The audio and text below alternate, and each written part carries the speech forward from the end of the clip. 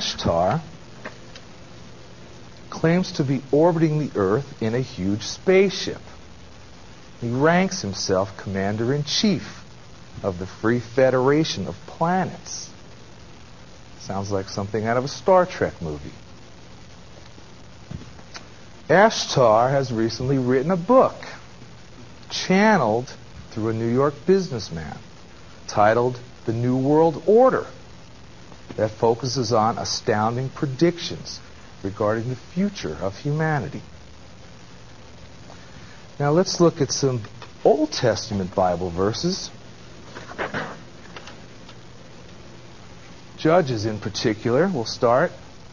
And the children of Israel did evil in the sight of the Lord, and served Baalim. And they forsook the Lord God of their fathers, which brought them out of the land of Egypt, and followed other gods, the gods of the people that were round about them, and bowed themselves unto them, and provoked the Lord to anger. And they forsook the Lord, and served Baal and Ashtaroth. Now down here in Judges again. And the children of Israel did evil again in the sight of the Lord, and served Baalim and Ashtaroth, and the gods of Syria, the gods of Zidon, the gods of Moab, the gods of the children of Ammon, the gods of the Philistines, and forsook the Lord and served not him. Ashtaroth, and you can see here there were a lot of other gods here, and also in Samuel. Put away the strange gods and Ashtaroth from among you. And the children of Israel did put away Baalim and Ashtaroth and served the Lord only. Now, the similarity in the spelling of these two names, Ashtar and Ashtaroth, in my opinion, is not a coincidence. I believe we're dealing with the same entity. So now we have this Ashtar, or Ashtaroth, an Old Testament false deity who is linked to today's UFO phenomenon. Now the Ashtar command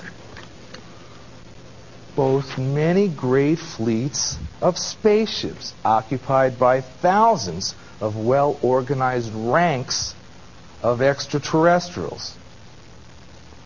And one of its missions includes the evacuation of selected human souls during cataclysmic events that are soon to occur on Earth.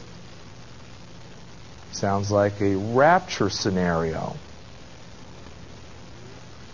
Now, the Ashtar command has associates. 4 in particular. And 2 of the associates, or some of the extraterrestrials that are supposedly ranked higher, are Soltec and Monka. And these pictures are circulating the internet or New Age bookstores. 2 other associates involved with the Ashtar command, or Ashtaroth, are Corton and Athena. Now that's an interesting name. Athena has been recognized as the ancient Greek goddess, the gods of the Old Testament. Now, Athena claims to be a commander of the starship of Sananda. Okay, well, who is Sananda?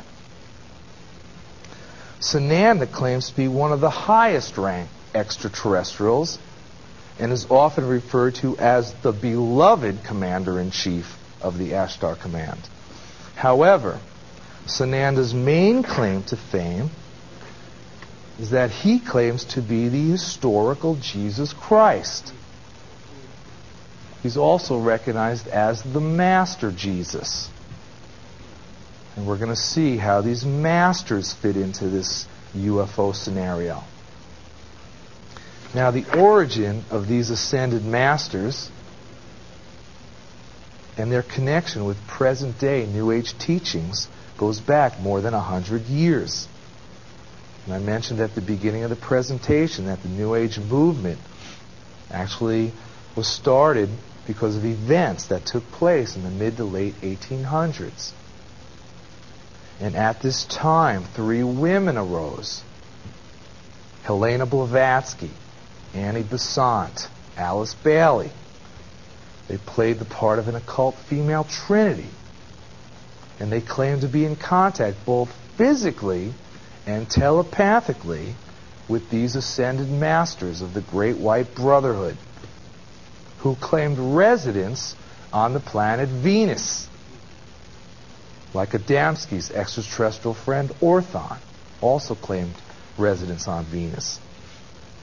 There were higher masters, and they were called the Lords of the Flame. A group of lower masters, known as the Lords of the Seven Rays, was in direct contact with these 3 women. Now, the revelations received by Blavatsky, Besant, and Bailey have since guided the course of today's New Age movement. These 3 women were so influential on this entire New Age movement. Throughout the years, these ascended masters have been referred to by an assortment of titles, such as spiritual hierarchy of ascended masters is one of their titles. Illumined ones, which strikingly is similar to the Illuminati. Great White Brotherhood, they're often called. Great White Lodge. Tibetan masters. That's interesting. Tibetan. Well, actually, their earthly residence is supposedly in the Himalayas, near Tibet. Spiritual wickedness in high places. They're also often called the Masters of Wisdom. Remember that term.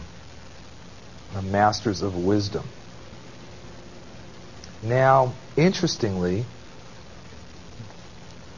some occultists affirm that these ascended masters are, in fact, spiritual, godlike human beings who possess great magical skills and powers. They supposedly have the ability to control these forces in the spiritual realm.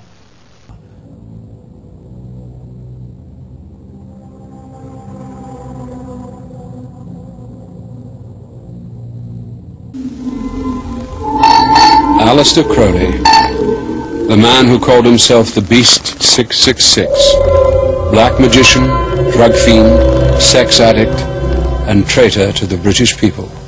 He had so many Masonic degrees that you could fill up 5 pages of a book with them. This guy was probably the most highly honored Mason in the world. He styled himself the wickedest man in the world. He believed himself to be the great beast. And he changed his name to Aleister Crowley, so it would add up in both English, Hebrew, and Greek Kabbalah as 666.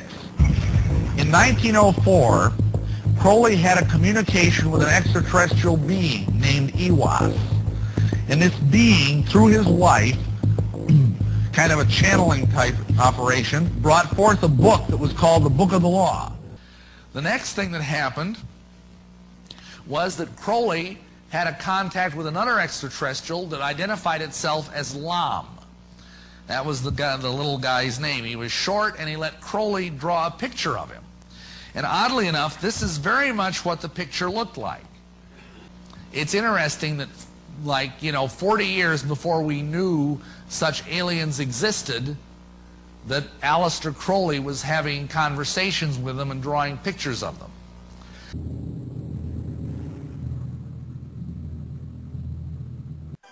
Dr. Jacques Vallée has addressed the United Nations on UFOs, and was a model in Steven Spielberg's Close Encounters of the Third Kind. He is the author of 8 books of unidentified flying objects, and has been widely recognized as the premier investigating scientist in the realm of this research.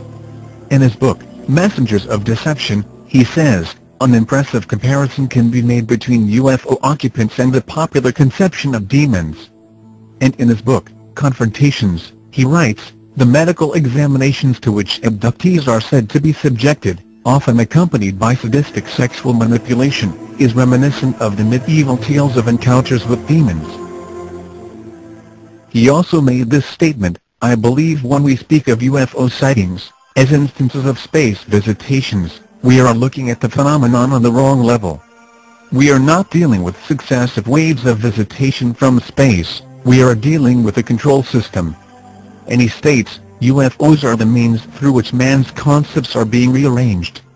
They are engaging in a worldwide enterprise of subliminal seduction. Jacques Vallée, at least at that time when he wrote that book, was an agnostic. Interesting that he comes to basically the same conclusions I do as a Christian from my research. And he said about UFOs, they're real, but they're not physical. They're messengers of deception. And this was based on his research of about 20 years. They seem to be psychologically preparing, setting us up for some ultimate delusion that is too horrible even to imagine as yet. I would agree with that. In Close Encounters of the Third Kind, that first film that came out about UFOs, the house that the mother and little boy were living in, the toys began running around and screws unscrewing in the presence of UFOs. What the film was saying was the same people that run UFOs run haunted houses. And I would say that's absolutely true. Oh yeah, it happens to me everywhere. Our house really has all kinds of paranormal activity. You'll see flashes of light. Sometimes furniture will move on its own. The water turns on by itself. You can watch the handle go on. There'll be, like the shower sometimes goes on. All kinds of crazy stuff. I've taken paranormal investigation groups to his home who have done it for many, many years, some of them up to 30 years. They bring their equipment, electromagnetic field readers, certainly a great number of video cameras, tape recorders, the Geiger counters and other equipment, dozens of pieces of equipment. And in every instance, the things we're able to capture, document, is phenomenal. We can have conversations with whatever they are. We're not sure. You can ask a question of them. You can't hear it, but you can play it back on your tape recorder and you can hear their voice. They will levitate or throw things around the room while you're there. While I'm there on more than one occasion, the water faucet just turns on by itself and turns off by itself. This has happened in front of many people. So they came and installed surveillance cameras throughout the house, and the stuff we captured are amazing. These balls, fist-sized balls of red light. Some of the debunkers and some of the skeptics will say, oh, it's a laser pointer, except for the fact that it's three-dimensional, and you can see that it's three-dimensional and it has a tail usually. En el exterior de su casa también se presentan extraños fenómenos, incomprensibles para Stan y sus amigos. One of the days we went outside, everything was fine. 5 minutes later, heard another noise, and all the lawn furniture was missing. We couldn't find it anywhere. And we looked and looked, and finally somebody looked on the roof, and we had all our lawn chairs on the roof. Chairs on roofs, that would, the chairs that you'd walk outside, the chairs would all be out in the garden, or, outside on the lawn. And the next thing you know, they're up on the roof. También extrañas sombras al exterior y al interior de su casa, en las escaleras, en el sillón y frente a su gato. Incluso esta imagen del control remoto de Stan Romanek, que parece estar flotando en el aire, salvo por esta sombra que parece sostenerlo. Like a week later, all lined up nice and neat on the kitchen countertop.